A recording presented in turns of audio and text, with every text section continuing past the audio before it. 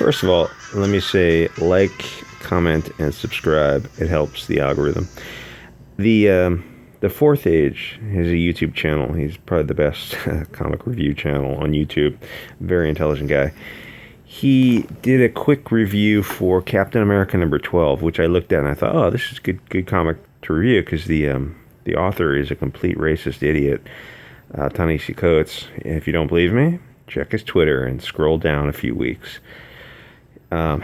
He gave it a 2 out of 10, and I read it, and it was so depressing that it wasn't even, I didn't even want to do a review on it. It was that just sad. I mean, it sucks the air out of the room. It was so sad. Anyway, that's how bad Ta-Nehisi Coates is. This was my joke I had planned, but I don't have the comedic timing to pull it off. It's called Queen of Bad Dreams, and so my joke was, should be called Drama Queens. Got 'em. I just don't have that kind of comedy in me. I thought it was funny, though.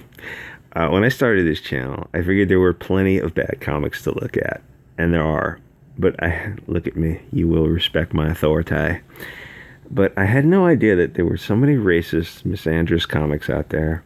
They are endlessly beating the reader over the head with the idea that anything European is evil, that Europeans are subhumans. Get on the train, Englishmen. We need to send you to the gas chamber to fight the patriarchy. We will have a perfect society if we only kill a few 100 million people. Gotta weed out the wreckers. What these books are telling people is that racism is acceptable. It's on the table. What comics like this do is create racists. People who are on the fence read this and they get nudged over. They start thinking, whoa, brown people are really racist. What is wrong with them? I know there is a Marxist theory about who can and can't be racist, but nobody believes that. Even other Marxists don't believe it. Everyone can be racist, and it turns out that POCs are actually the most racist.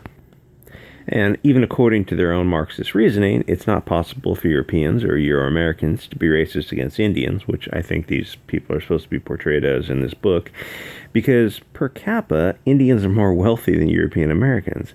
I keep saying that the wealthiest people in America are Asian, Indian, and Jewish, and yet they are somehow considered protected groups. It really makes you think.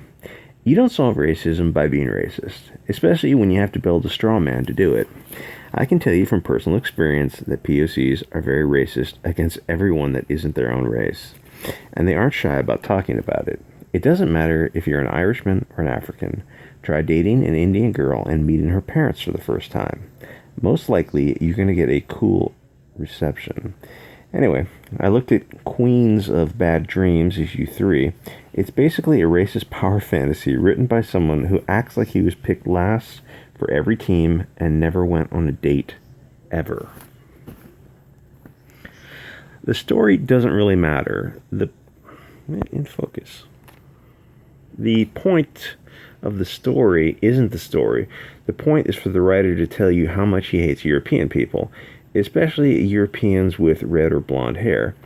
They don't want you to ever be confused on that fact. If they had brown or black hair, the viewer might think they were Asian, Arab, or Latino, and they can't have that. But they aren't subtle about it. They are so heavy-handed with their propaganda. It's like the 80s films where the greedy land developer is trying to buy out the teen center. The comic is essentially ski school. The white characters aren't just greedy and evil. They are way over the top, cruel, and malicious. There is no nuance to the characters. If you see red or blonde hair, you know they're going to literally be Stalin. If you see a brown girl on the cover, you can safely assume the story is going to be woke, and woke always portrays the people of the light as pure evil. If every time they portrayed an Arab as evil, people would be screaming about it on Twitter. But once you see red or blonde hair, it's like granting the NPCs permission to release all their pent-up racism. Oh yeah, the two protagonists are two brown lesbians, because of course they are. And apparently they are able to impregnate each other because they have a daughter. And of course, they're drawn as breastless. They're drawn as skinny men Another weird thing SJWs do is they draw men and women as the same height. In this book, they actually draw the red-haired devil as slightly shorter than the Indian girl. So everyone in the book, I guess, is about 5'4". Everyone across the board is actually about the same height. It's kind of weird. The book is the writer's racist power fantasy put on paper. The virtue signaling is so crude that it destroys the story. The story doesn't have verisimilitude because almost nobody is this much of a jerk. This is how liberals imagine Trump acts every day. I'm pretty sure soy boys furiously masturbate to scenes of brown girls punching red-haired men. Take that, Drumpf. Sometimes I look at bad $4 comics. I think they might be acceptable if they were $1.50 or $2. You know, something for the kids to look at. But this comic is one of the few that isn't worth anything. It's literally not worth anything. The art is trash, and the woke brown lesbian storyline is trite, hackneyed, and cliche. I have seen this white man bad, brown girl good trope so often that I suspect that the writer still thinks he is taking a position that is stunning and brave. To say that this storyline is overused of, white bad, brown good, and to say that, yes, I have seen it often, should tell you something about the current state of the comic book industry. The only way these kind of stories this is when they get pregnant. The baby just appears. And then one day you are there screaming, perfect baby. Of course it's a daughter because they're lesbians. The daughter just shows up one day. Tells you something about the state of the comic book industry. For this to be effective, it has to be rare. All these things have to be rare. Everyone has to take their turn as the bad guy or the bad girl. You can't simply, constantly, repeatedly, every single time the bad person has blonde or red hair and is, obviously Western European or Northern European, because they're basically it's a German stand-in or an English stand-in, and it's so old and predictable. It's like when a comedian insults Christianity but seems to skip over the Muslims and Jews. It really makes you... Oh, never mind.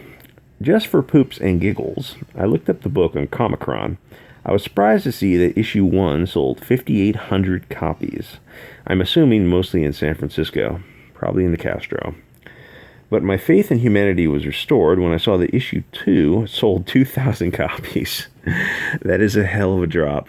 Even most garbage tier books don't drop that fast. That's how bad the book is. The plot for all 3 issues is brown lesbians good, white people bad. There's more stuff going on in the background, but the plot isn't important to the writer or the kind of person who reads this type of thing. College lesbians angry at their dad. Basically, it's a combination of virtue signaling and confirmation bias. The people who read this are pretty much Antifa. They already hate European people, which usually means that they hate themselves, which explains a lot. Anyway, this kind of anti-white stuff is a high schooler's level of logic. It's the edgy goth kids mad at their parents, mad at their dads kind of thing.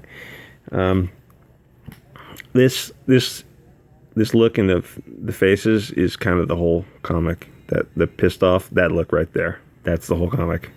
That's the whole feeling. That's a feeling the reader gets. I think that's the feeling. I haven't looked up the writer's social media because I'm sure it's just absolute Drumpf. And it's like Drumpf is the crystallization of all their hatred. It's just their racist, they're just venomous racist hatred of blaming externalities. And Trump is the absolute apex of that. I mean, this guy is the guy at the restaurant is obviously Trump. That whole face, that pissed off. This guy is the Trump substitute with the Melania Trump. I mean, it doesn't look like him, but that's where they're going for. And for some reason, he's shorter than she is. The art also sucks. I mean, the whole thing sucks. There's nothing redeemable about this. The storyline is just so boring and stupid, and it's like these people see comics. They saw comics before. They're familiar with the idea of comics. Why are the hands so small? Is that like a Trump joke? I mean, that's bad ratios. The fingers have to be. Come on. I mean, if you really can't draw, then you're gonna have to. I'm not trace, but you're gonna have to use models. You're gonna have to use something. I mean, hold your own hand out, take a photograph of it, and draw it. Put it in the position you want. Take a quick tablet shot of it, and then draw from the tablet if you have to. I mean, that shouldn't make it past the editor. But again, I don't think these books probably have editors, but they have editors, like one editor for 50 books or something. So I don't know how much work they're doing. Anyway, this kind of thing, they're playing tennis because they're wealthy white people. Well, there are very, very few wealthy white people as a percentage. Like I said, the wealthiest people in America are not these Western European peoples, not European peoples at all. But you'll never hear them talk about that. They can't. It violates the narrative. This is just, I'm angry at my dad and I'm edgy. But it's not edgy anymore. I mean, this wasn't edgy. This wasn't even edgy like 20 or 30 years ago. It's just, they've been doing it nonstop. And this is why the book sold 6,000 copies the first issue, 2,000 copies the second issue. Because this whole face is the comic. This is the writer and this is the reader.